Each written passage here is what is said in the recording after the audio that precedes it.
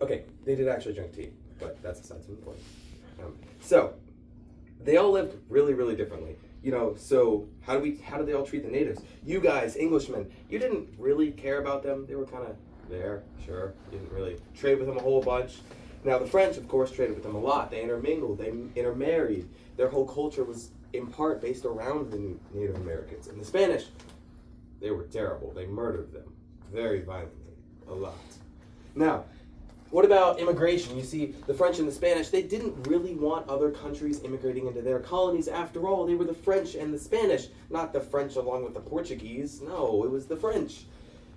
The English, on the other hand, said, hey, Germans, if you want to come over here, hey, Portuguese, if you want to come over here, anybody was welcome to immigrate.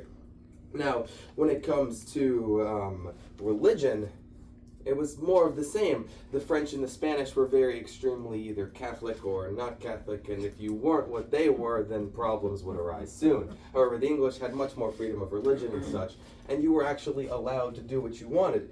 Now, when it comes to the population, the English, millions upon millions of people came to the English colonies. The Spanish, they grew very fast, up to 100,000, and then just stopped because money. And the French, they were up north, and it's cold up north, and nobody likes being up north where it's cold, so not many people were in French colonies. Now, how did they get there? Well, you see, they got there. The English, they were families. The whole family would move over. They'd make a plantation, and boom, they started farming. The French, they would go up north. I know. They would go up north, and they would find maybe a town or two, but mostly they would go out, establish hunting trades and fur outposts, so they could trade with the natives and also find things that were cool. And of course, the Spanish, they would immigrate and use missions and then slaughter the native people and take their houses and fun stuff. Of course, they didn't have houses. Now, what about lawmaking? If you were Spanish, the king made the law and you followed it. If you were French, the king made the law and you followed it. If you were English, you made the law, but the king had to make sure it was all right. And then we were all good.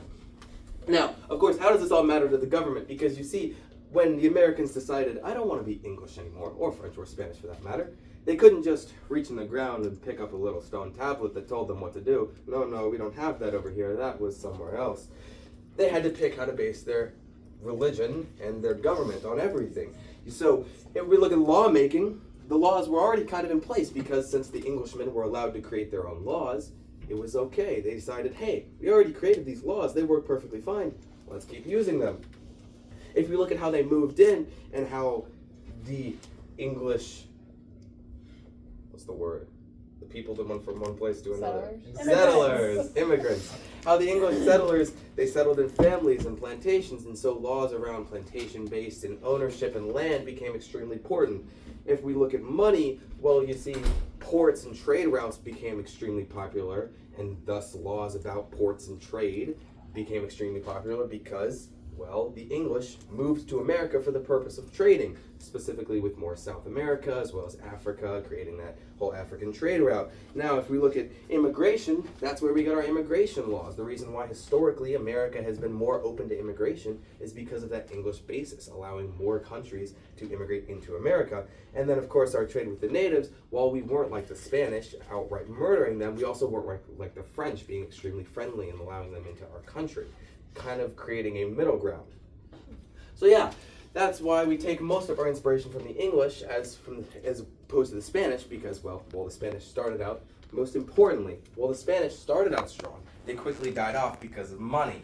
The French, well, we don't really take much influence from them because they were up north and the north is cold and we don't like the cold.